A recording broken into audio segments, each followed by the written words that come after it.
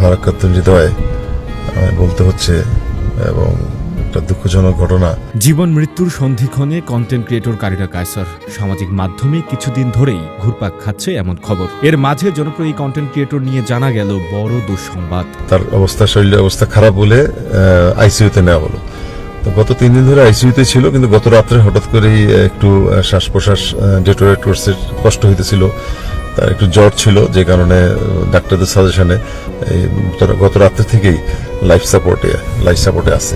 জানা গেছে লিভার জটিলতায় হাসপাতালে ভর্তি হবার পর লাইফ সাপোর্টে আছেন তিনি। এই পরিস্থিতিতে সরকার সহ সকলের কাছে সাহায্যের আবেদন করেছিলেন কারিনার বাবা, জাতীয় দলের সাবেক ফুটবলার কায়সার আহমেদ। সবার কাছে দোয়া প্রার্থী, আপনারা দোয়া করবেন যাতে আমার মেয়েটা সুস্থ হয়ে যায়।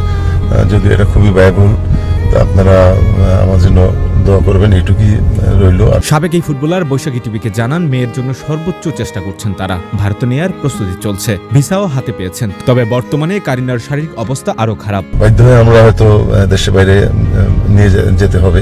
তখন কিন্তু দেশের বাইরে যাওয়া ছাড়া আর কোনো বিকল্প কোনো রাস্তা থাকবে না। এখন বাংলাদেশের মানুষ কয়জন এফোর্ড করতে পারবে? ওখানে প্রায় 1 কোটি, 1.5 কোটি, 2 কোটি টাকা খরচ হতে পারে। সিঙ্গাপুরের মতো জায়গায় অনেক কস্টলি, একটু কম খরচ হতে ইন্ডিয়া আছে। তিনি আরো জানান, হাসপাতালের অনেক টাকা বিল, এয়ার অ্যাম্বুলেন্সের জন্য অনেক টাকার প্রয়োজন। ফিক্সড ডিপোজিট ভেঙে টাকা বন্দোবস্ত করছেন তিনি। গত শনিবার কারিনা কায়সারের অসুস্থতার খবর প্রকাশ্যে আসে। কারিনা দীর্ঘদিন ধরে ফ্যাটি লিভারের সমস্যায় ভুগছিলেন।